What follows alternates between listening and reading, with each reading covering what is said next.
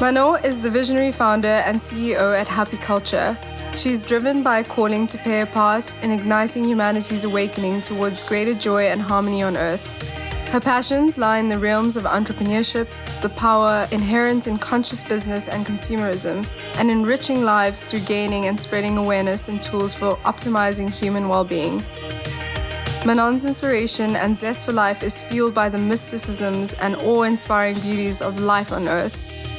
With Happy Culture, Manon Colmant spearheads a journey of innovation, captivating taste buds, and championing well-being, happiness, and a beautiful collective evolution. So excited to speak to her today. Manon, welcome. Am I saying your name right? Yes, Manon. You got it. Yes.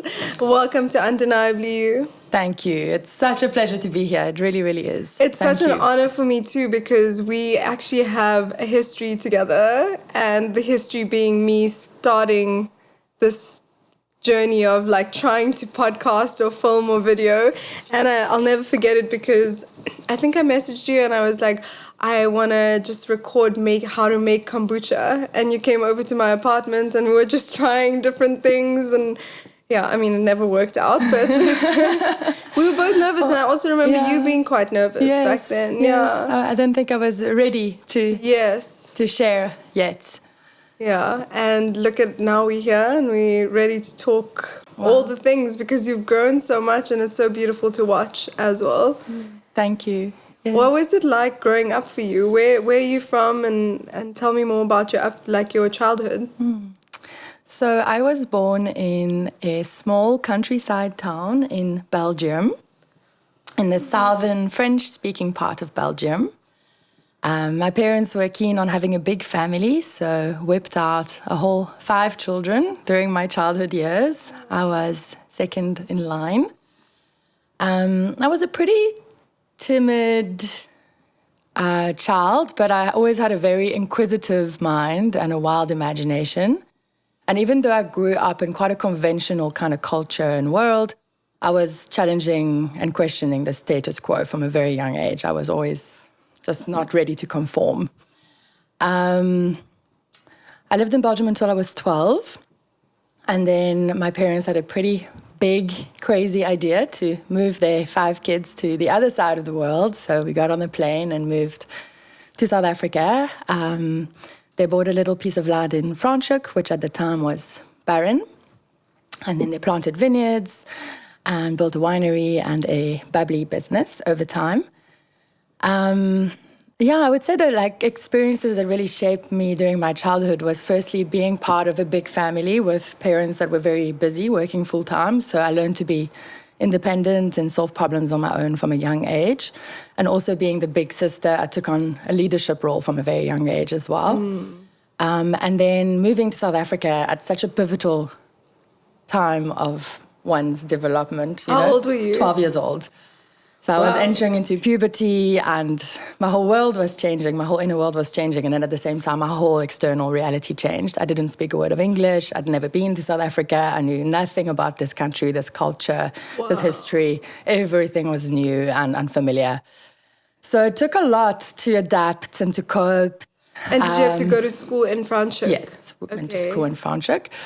So it was a super challenging time, but I think it had a strong influence in shaping my character and making me just very adaptable and resilient. And for that, I am grateful. Is Franschhoek, it's Afrikaans, right? So were you learning Afrikaans as well? So and English and Afrikaans, and then... there's a bit of everything. There's the Afrikaans culture there, but the school I went to was English. Okay. So. Wow, that must be so...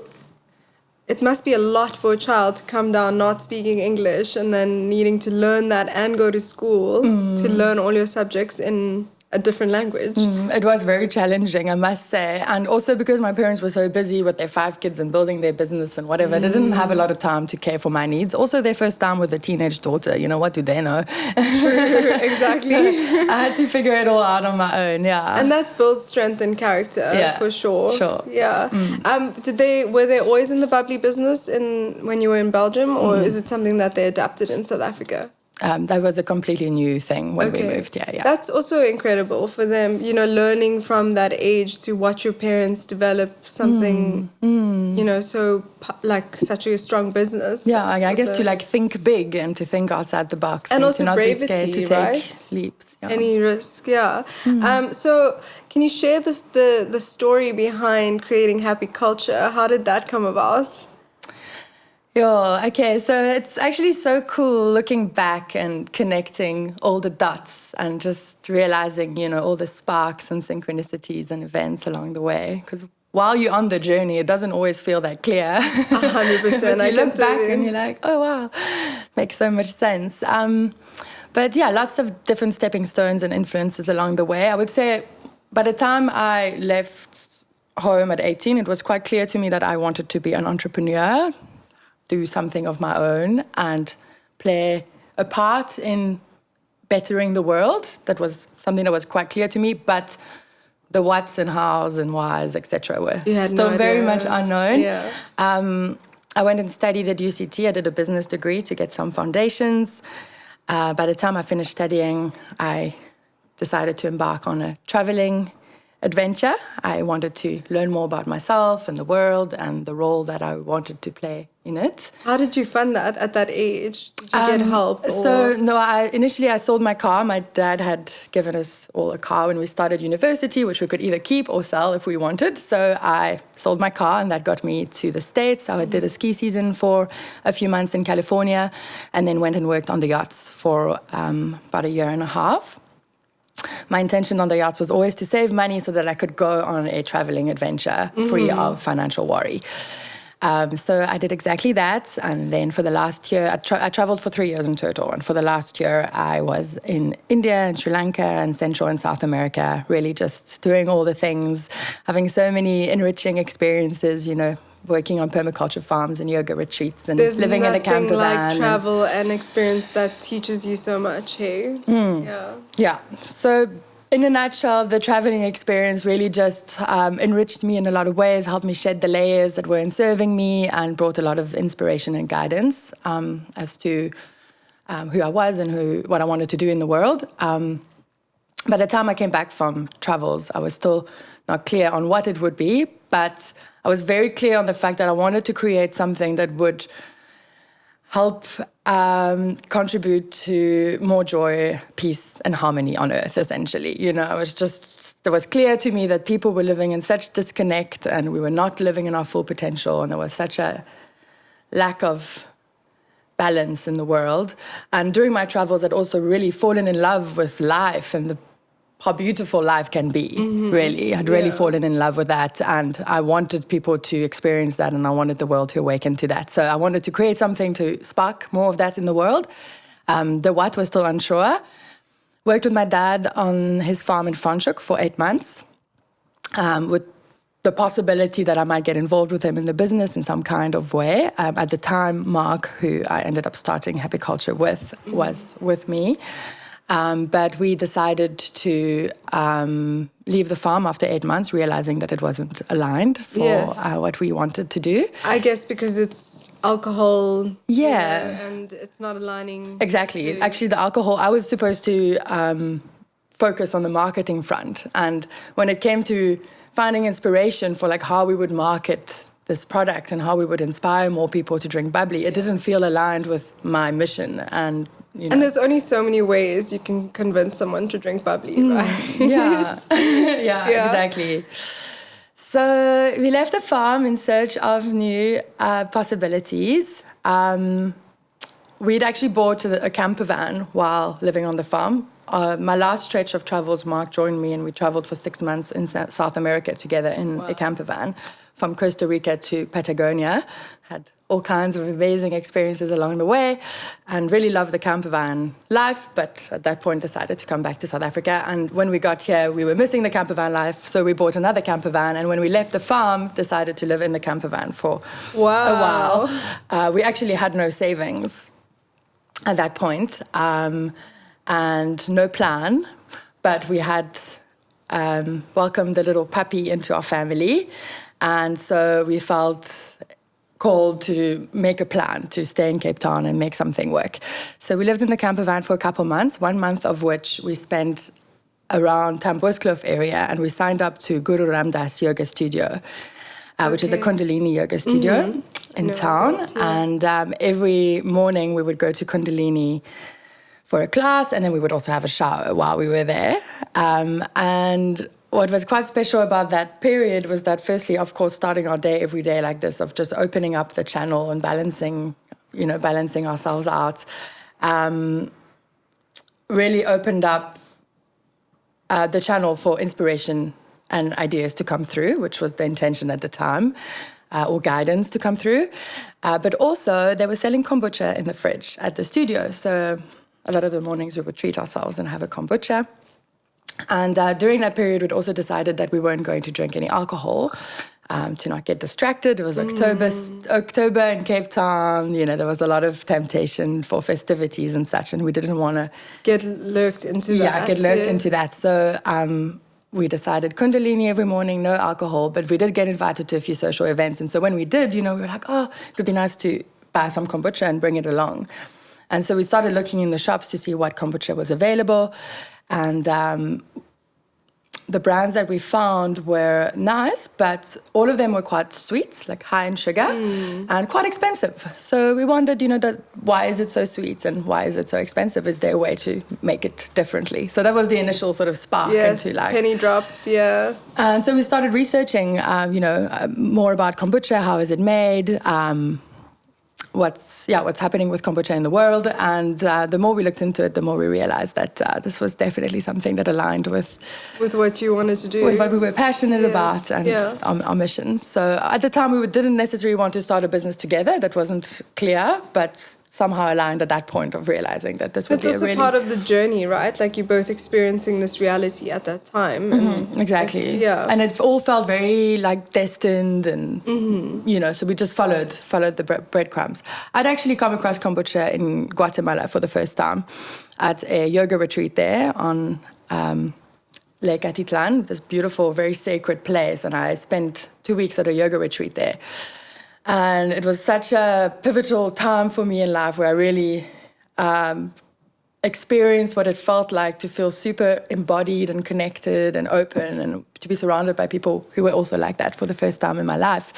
And so kombucha was very synonymous for me with that feeling, that experience. And so there was a big draw towards it from the very moment I tried it again in Cape Town.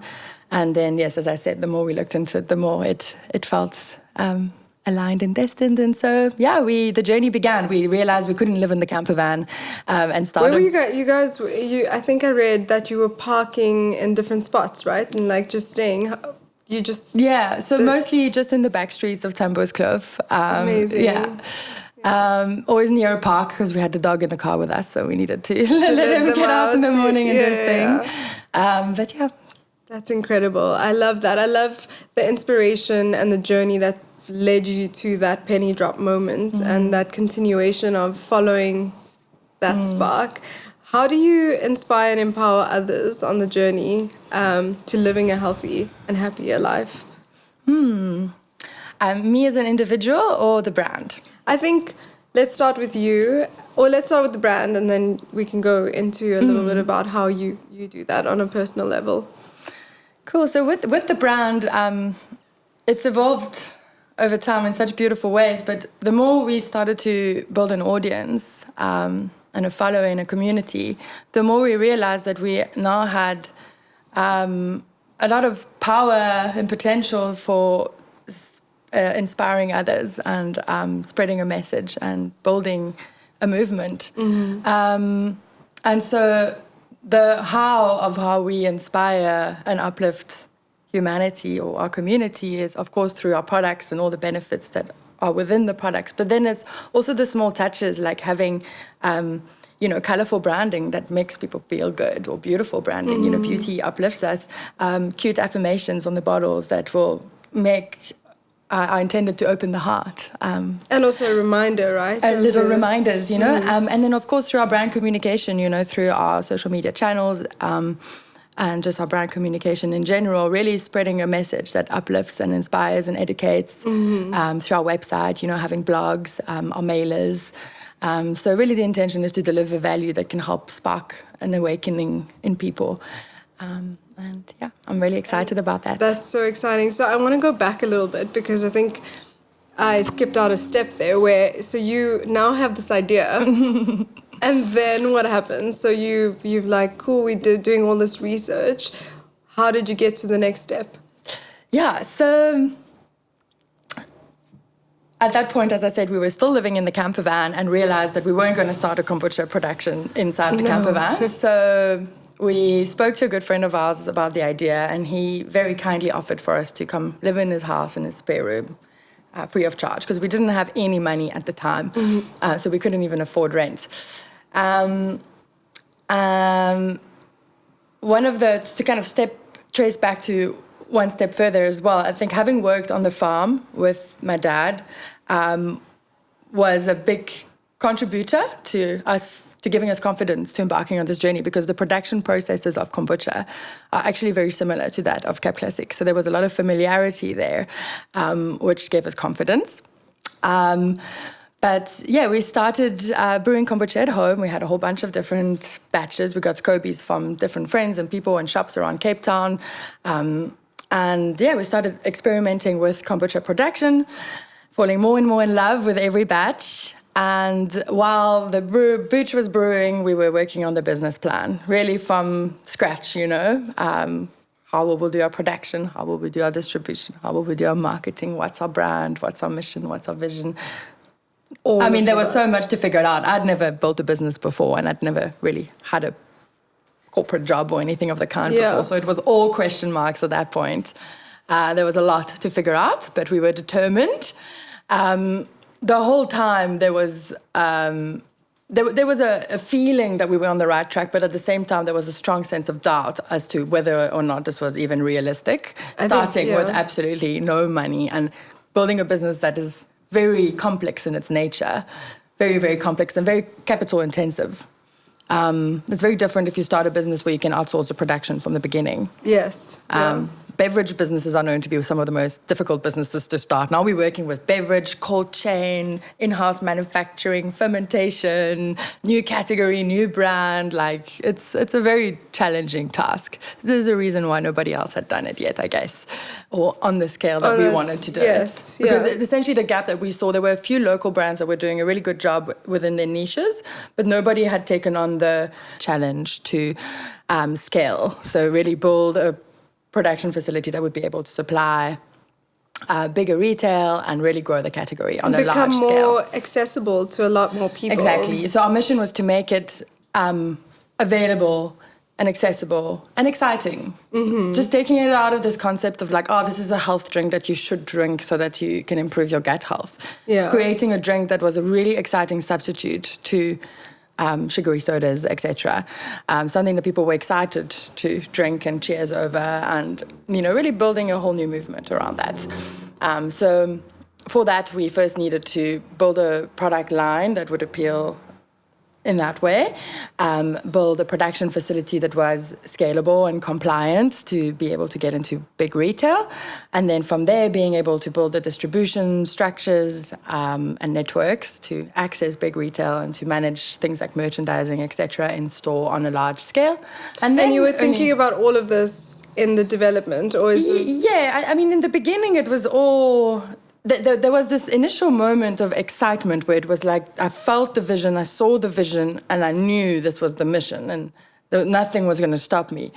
But in that moment, it felt so close, it felt so achievable. Mm-hmm. But with the more that we went into the business plan and into the details of what will need to happen, the more I realized what a long and difficult journey this was going to be, and especially without any capital to invest into from the beginning, which would require raising finance from the very beginning before we even had a proof of concept.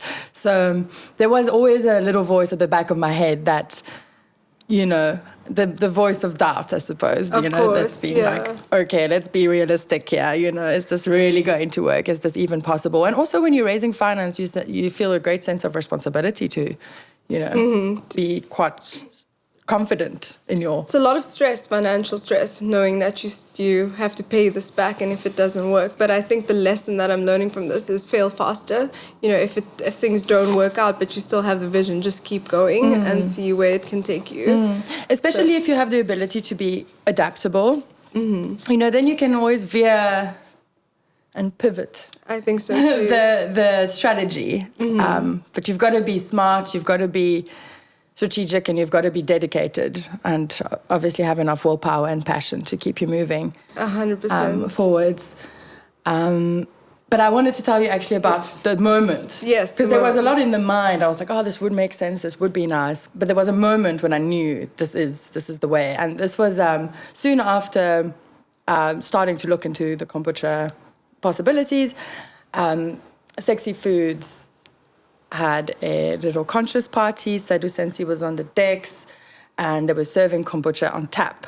And during my travels in South America, I'd fallen in love with cacao. Cacao was my thing, and I actually thought that cacao was going to be what I was going to do, because I was so in love with the powers and beauties of cacao, and I wanted to bring it back to South Africa and make it a thing and spread it with the world and open the hearts, But I hadn't had cacao for a while, and I was standing on this dance floor, and this girl that I did Kundalini with actually gave me this cacao heart. She said, hey, have you had cacao? Do you want some? And I said, oh my God, yes. Please. Yeah. This is amazing. And she gave me this cacao, and so my heart was very open, and I was feeling in flow. And I got a glass of kombucha, this beautiful golden elixir, and the music was beautiful, and the vibes were beautiful. And I was just sipping on this beautiful golden elixir, and I just felt, it's like I felt the future. I felt like I'd been teleported into what the world would be, or could be, if we make it such, a few years down the line.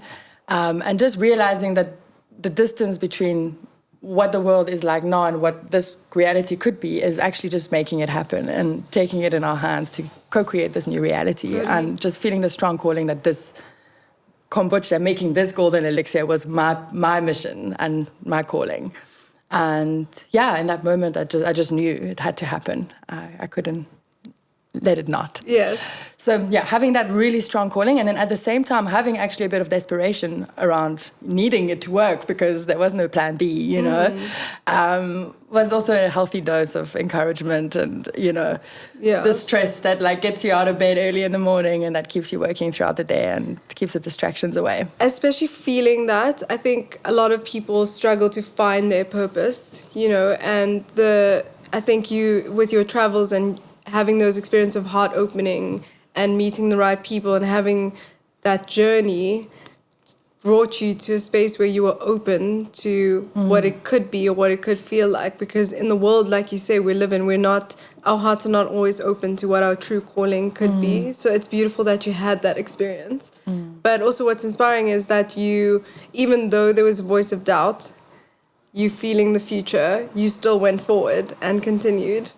I must say, I must thank whatever great forces are at play for just those little omens and synchronicities. Moments, because every time there was this feeling of okay, not going to make it through this obstacle. It's just too much. It's impossible. There were so many moments where it felt impossible, and somehow something would appear or a sign would come, and it's amazing. And so you now at your friend's place that has given you the spare bedroom, and then you were getting inspiration from your dad's farm. So did you guys end up going to the farm? Okay. No. We definitely took a lot of inspiration and expertise from working in the bubbly business with regards to production processes, but also with regards to having quite a refined palate, understanding how to make a blend that tastes perfectly balanced in a bubble that is beautiful and fine and elegant, We were coming from that lens. So it was very important to us from the very beginning that this drink needed to taste amazing. It needed to be something that brought a lot of pleasure and enjoyment as its primary value. And then the benefits are just the bonus, a little bit of a kick, yeah. What was the first product? What was the first one that you guys created? So we started with 4 kombucha flavors initially. It was the cucumber and mint, blueberry basil. That was my first one. Yeah. blueberry basil, ginger lemon, and rooibos chai. And at the time, we were just in small bottles. Obviously, figuring out the packaging was a whole journey in itself. I had imagined these beautiful glass bottles with a gold screw cap, and it was always going to be wonderful. But yeah, the packaging journey is a whole other story. Basically, let's just say we're very limited here in South Africa, and we're also with options, but also with regards to the market. We're working in quite a difficult market, a very price-sensitive market. And if you're wanting to grow a whole new category and appeal to as many people as possible, you need to make your price point as accessible as possible. Yeah. Cans weren't an option at the time. They now are, but yeah, basically we couldn't afford a canning machine from the get-go. Yes, of course. It's all a process. Yeah, it's all a process. So we kind of realized we can't solve all the problems, the problems around packaging and the problems around how people are consuming. So let's just start with solving one problem and then we can figure out the others later down the line. Yeah. But yeah, what was unique about your kombucha? What made it stand out from the other kombuchas that were around at the time? So the main things was that we wanted to make it low sugar. We've now gone completely sugar-free, but at the time we went low sugar. So we had about a third of the sugar than other kombucha brands had at the time. Secondly, we wanted to really focus on creating that beautiful balance of flavors and bubbles and make it a really enjoyable taste experience. Then in terms of our branding and how we positioned ourselves, we wanted to be this fun, exciting, delicious drink, not some boring health drink. It was very important. And then price points, making it more accessible, which we tried to do as much as possible. But again, in the beginning, you're like, just some tea and water and sugar, how much can it really cost? But it's quite a lot. When you add it all up and you start building your financial models, you realize that unfortunately it's not that simple. So how did you come up with Happy Culture? The name. Yeah. It's always a difficult one when people are starting brands, businesses. Yeah. The name is always... and once you find it, it's so obvious, but... the process, it's a journey. We actually initially started with Prana Kombucha. We even registered the company as Prana Kombucha because we really liked what Prana meant. But we realized that it wasn't a commercially attractive name as much as it was going to remain quite niche. We needed to make a name that was accessible and appealing to the greater market. So when we started working on the branding with Prana, nothing was flowing. We just kept hitting a wall. Nothing was making sense. We also were starting with this whole Eastern style of branding because kombucha is originally from the East. So it was called Prana and we had this Eastern branding. And it was just not flowing. So we went back to the drawing board.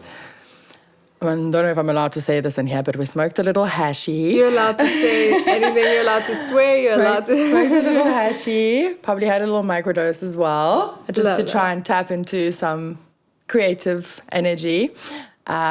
Lit some incense. And I just remember we had pieces of paper on the table. It was actually in the camper van. We went away for the weekend. We were parked at Komaki.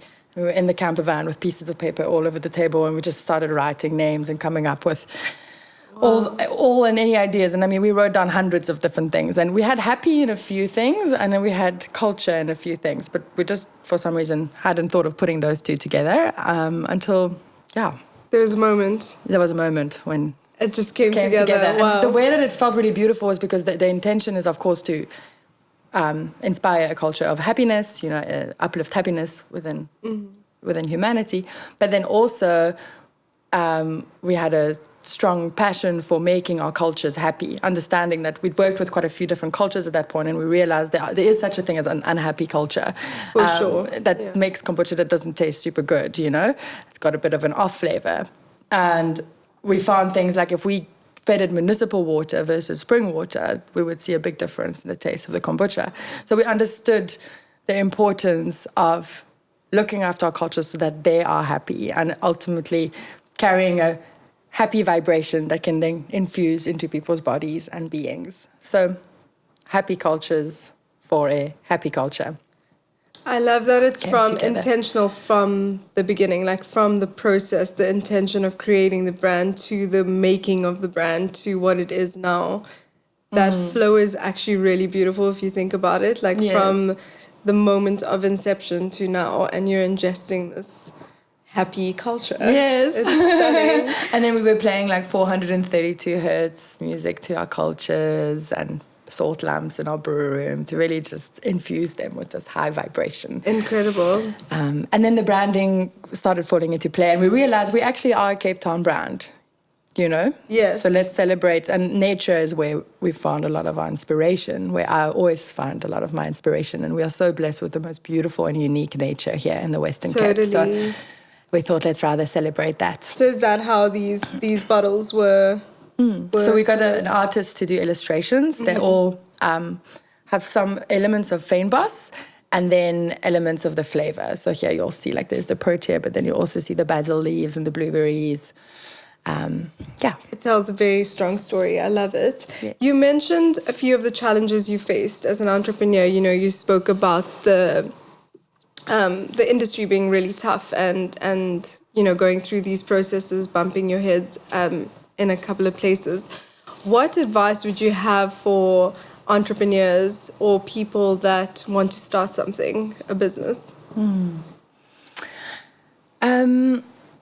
Firstly, one step at a time. Don't get too overwhelmed with the how, because if I'd let myself be overwhelmed with all the question marks, I would have come to the conclusion that it was impossible and that I wasn't going to even try. The how will figure itself out as long as the why is strong and the dedication is strong. You just keep going one step at a time. That would be my main advice. But I also think we're very blessed with a lot of opportunity these days. Systems are becoming more and more efficient, you know. Opportunities are becoming bigger More and accessible. more accessible. So, anything's possible. And we need people to believe that it is, because actually I'm feeling particularly passionate at the moment about the potential that businesses and consumers hold in their hands with changing the world. We change our material reality, you know, every time for those who are building businesses and building products, we are literally changing what is on the shelves in stores around the country, what people are consuming. And you were on the brink of that journey, because I think people are becoming more conscious about what they're eating, what they're learning more about our food. So that brink of when your brand started is almost perfect timing, because now everyone's learning more about these things. But it's important for the products to be available in the stores. We can't tell people, you should, live consume this healthy differently life or whatever if it's not available to them. 100%. So as businesses, we hold a lot of power, and especially in this whole new culture of small business, you know, we can all co-create this new reality. So I'm very excited about that. How has Happy Culture evolved? I know you started with kombucha, but there's been some exciting things happening in the last year and a bit. Can you speak to me more about these? Yeah, so we started as a kombucha brand, but then realized later down the line that maybe there was more than kombucha, and that our golden string through our products could be the concept of gut health and maybe even general health that's kind of gotten to. Because what we've realized now is that now that we have listings in all of the big retailers, we hold a lot of power to change what's on the shelves, essentially. We've got relationships, we've got distribution. So, for example, we recently launched these delicious chocolate bars, prebiotic chocolate bars, because I don't know about you, but I love chocolate. I love chocolate. I'm often in the shop where I'm like, I'd love a treat, you know, but like, dead bars, health bars, nice, but like, they don't really tick the box for me. Yes. And most of them actually aren't generally healthy, you know. They appear to be at surface, and maybe they're better for you than your classic Mars or Snicker bar, but they're still not great. And for me, there's very rarely an option in the mainstream shops. Obviously, in the health shops, there's a few nice options, but in the mainstream shops, there's nothing. Stand there, I'm like, I'm going to change that. I'm sure there's other people having the same frustrations as I am. That's super visionary of you, which is great. Yeah. I never know where to get, unless it's like a Lindt dark chocolate, which is okay for my belly because I'm lactose intolerant. this is Yeah, that's so nice. game And so the changing. concept is we've removed the bad, it's gluten-free and soy-free and dairy-free and all of that, no added sugars. But then we've also added in the goodness, it's high in fiber and prebiotics and it's got some probiotics as well. So it's actually like food for your gut microbiome. And what are the different flavors? So we've actually got 3, but our most popular one is cacao macadamia, and I didn't have any left to bring today because it's all been eaten. But so there's cacao macadamia, which is not present now, and then that's banana and peanut butter. Yes. And then this is raspberry and coconut. Wow, I'm so excited to try these. Also, I was going to ask you, like, cacao, because it was also a special moment for you, and now you're bringing that element into cacao. I love that. Yes. Congratulations, and also for growing the brand to the point it is. I mean, it's a journey, and it's incredible to see how far you've come. Thank you. Yeah, it's still unfolding. That's the exciting part. Totally. But I fully trust now that it's destined for beautiful horizons, and I'm really excited for all the impact we can have. Being with you here today, I'm shifting a little from my questions, but what stood out for me with you, and we were meant to have this episode before, and we spoke about a woman in the menstrual cycle, and I said I really relate to that, and I want to talk about it because I think it's very interesting, especially for the listeners, that deal with this. And I've only been discovering it in the last year. I have never been aware and awake to it. So just for some context for those listening and watching, your body goes through different phases before, during, and after your menstrual cycle. And I remember you saying you weren't ready to speak because you were in the inner world stage. Can we speak a little bit about that? Because I'm so fascinated, and obviously I haven't learned too much about it, but I feel like you can really give us some insight around this. Oh, wow. So to kind of take a step back from that, one of the things that I've realized, I burned myself out hard in the beginning because I was just in this survival state. And I would say I was often in a fear sort of space, where is this business going to sink? Are we going to make it? And I was just go. For the first few years of the business was a bit intense, and I did burn myself out hard. And what I found when I burned myself out is I ran out of inspiration, I ran out of passion, I lost touch with the vision. I got out of the heart space, and that's where the magic happens, right? So, and I didn't have the energy. So over time, I've kind of gained a bit more wisdom as to how I need to take care of my own well-being for the business to thrive. If I'm not thriving, it's difficult for the business to thrive. I can so relate to this right now. It's like talking to me. Yeah. So, one of the things that I've learned about, I've obviously been learning so much about health and how to optimize nutrition and just general lifestyle. But one of the things is around how to honor your cycle as a woman, and how each phase of your cycle has its own gifts. It's not like good or bad. Oh, ovulation is great and menstrual time is bad. It's like the seasons. You get to harness the seasons. I also do that with the seasons of the year. And you've just got to learn what to harness in each. And so around ovulation, it's a great time to be out and about and having meetings and communicating and being outward and sharing with the world. But it's important around your menstrual time to actually go inwards and actually more tap into your intuition and your inner world and get inspiration, meditate more, sleep more, rest more, etc. And if I don't rest, if I don't honor that during that time and I just keep pushing, then all that happens is I start burning out, and even during ovulation time, then I don't have anything to share. Any energy, yeah. And it's been an interesting thing as well, trying to tune into how to manage that around leadership as well, because when you're a leader, you're almost always expected to show up. You're always expected to have answers and to answer your phone and to be available. And so it's been an interesting thing to navigate as well. But we've got a team of mostly in the office now women, and our CEO is also a woman. And I really want to integrate that within our company culture to honor that. If you are on your cycle today and you're really not feeling like you have the energy to come to the office and to give it your whole, then let's be honest about that. And maybe you can work from home today in your PJs. That is incredible. Trying to create a little bit of more of a culture. It's obviously comes with a lot of consideration and complication, but it's something that I'd love to How's your team work grown? towards. That's how, like, you guys started with the two of you, and then... Yeah, so, in the beginning it was just Mark and I. I was doing all of initially we were doing all the product development and branding and building the facility together, but when we really went into action, so we launched for the first time in September 2017. So that was about 9 months after the idea came into being. We were about 9 months in the womb. And when we went into market, I stepped into more the sales, marketing, finance, bookkeeping role. I was on the road all day trying to get our products stocked, doing promos and tasters and events and just trying to... And that's the birth of your marketing for where it is now, right? Like It's moved so much over time, and it's been just really shooting from the hip a lot, right? I didn't really have much experience or knowledge to work from, so it was a lot working from intuition and just passion and following what felt right. I very much stepped into the front line, I would say, and then Mark stepped into more the production back end. He was making sure that we were producing the product and getting it to the distributors.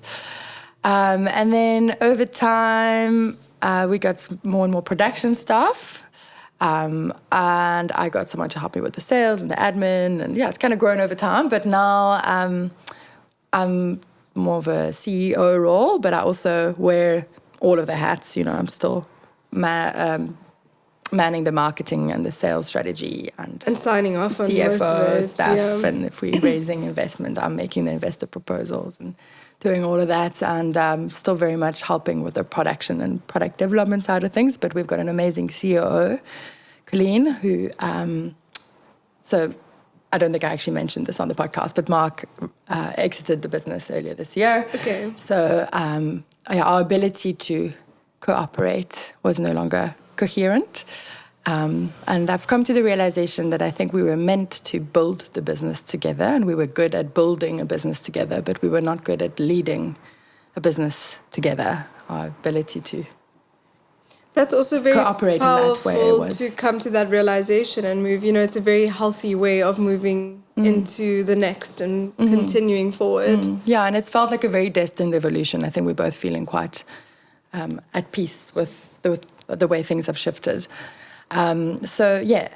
Colleen is now COO, and then we've got a sales manager and a bookkeeper and orders and customer support, and a whole team of people at the production facility, and then also a lot of outsourced partners for the merchandising and the distribution. And being in that role stuff. sounds busy. How do you manage? How do you maintain like personal life with the business?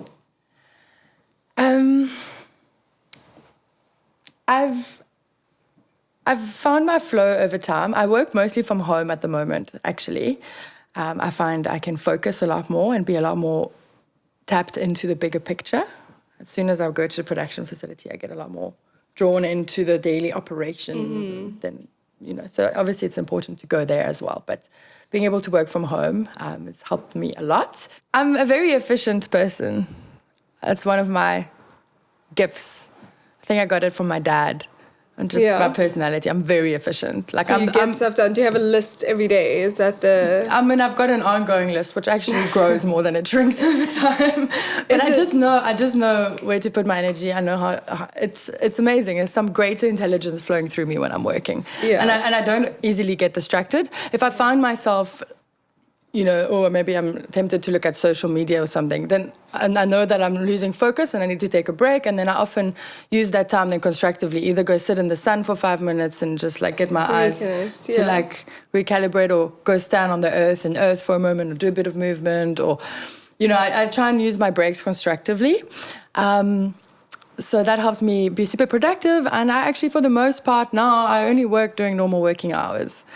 I used to feel guilty doing that. I used to feel like if I'm not working after hours, if I'm not working on the weekends, then I'm going to fall behind and I'm not working hard enough. Yeah.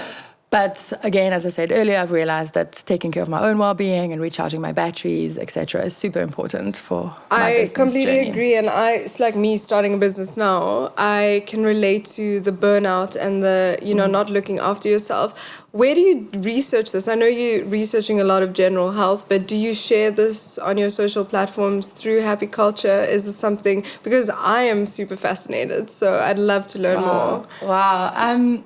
I'm not really sharing much about that yet, but it's funny that you ask because I have been getting, a calling is coming through me lately around wanting to create a platform where I can share, knowledge and inspiration for optimizing well-being for people and performance. And I'm feeling a strong calling to start sharing.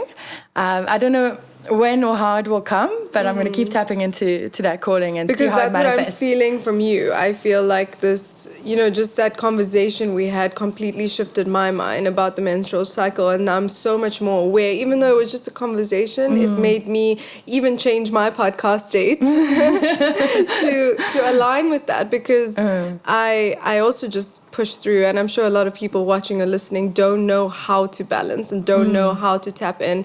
Mine's with meditation or yoga, like you said earlier, like getting your feet onto the earth.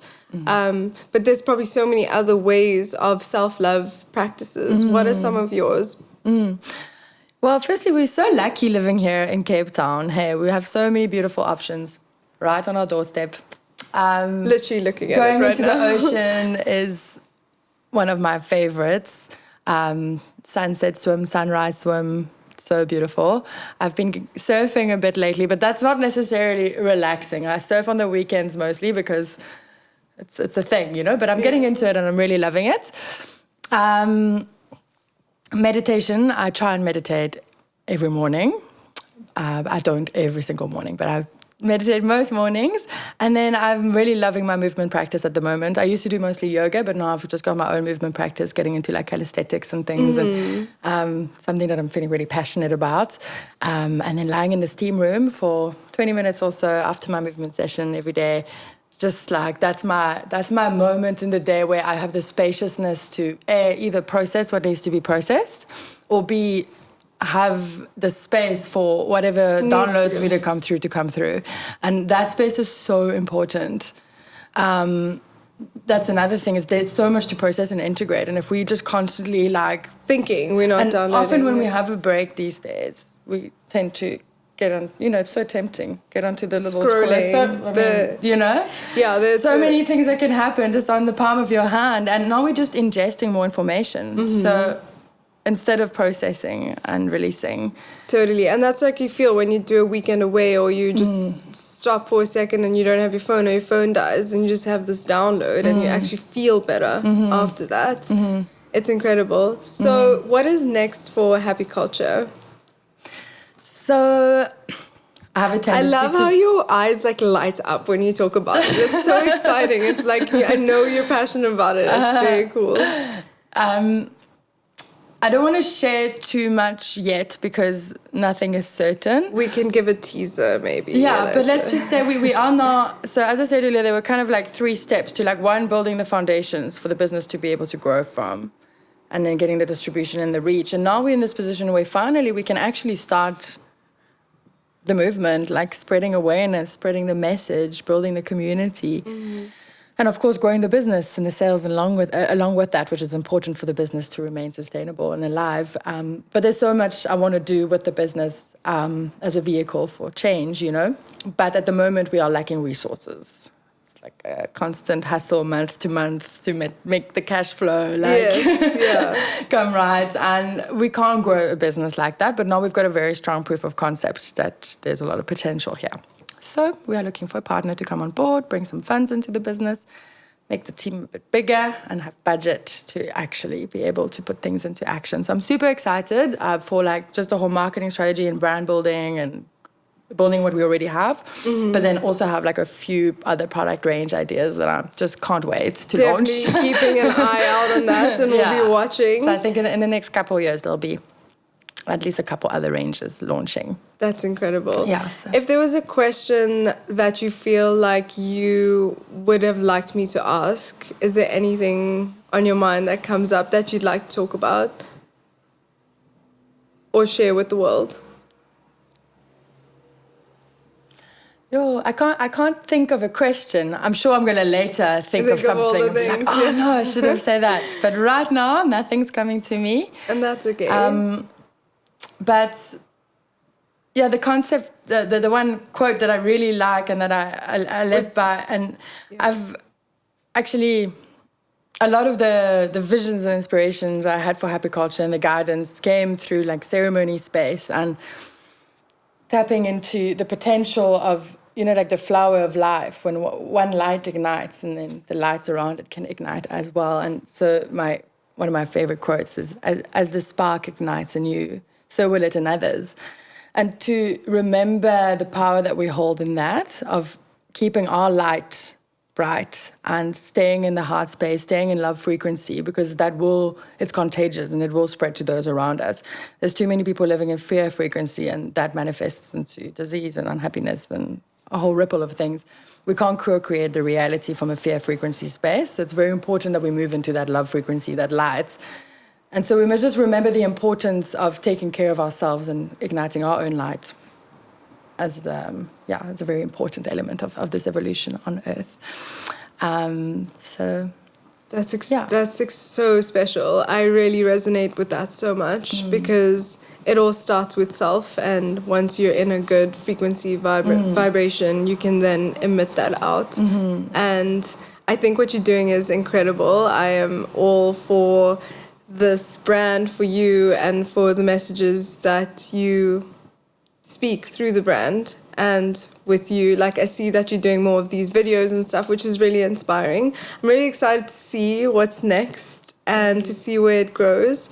And I mean, like I said, my first kombucha ever was Happy Culture, and that was the first time we met at one of your marketing events. I'm so grateful that you're here and that you were able to share your story, and I'm really looking forward to what's to come. Thank you for your time.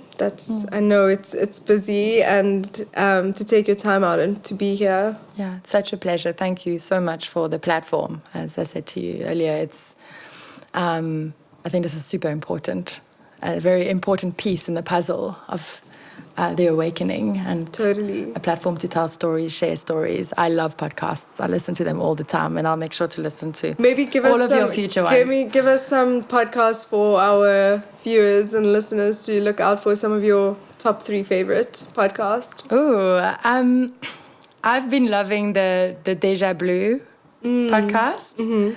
I resonate a lot with her and her guests.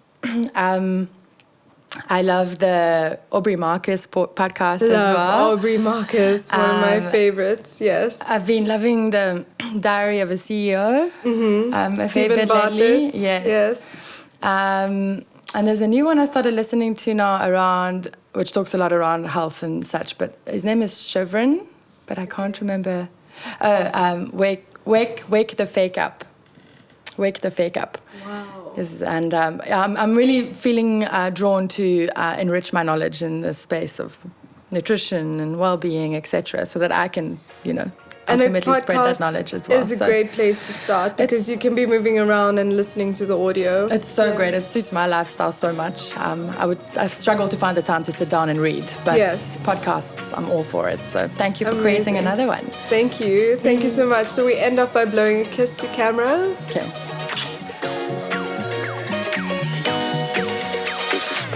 This season, we are changing it up.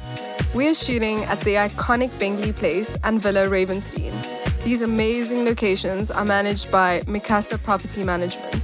Mikasa Property Management is a luxury holiday rental management company based in Camps Bay, Cape Town.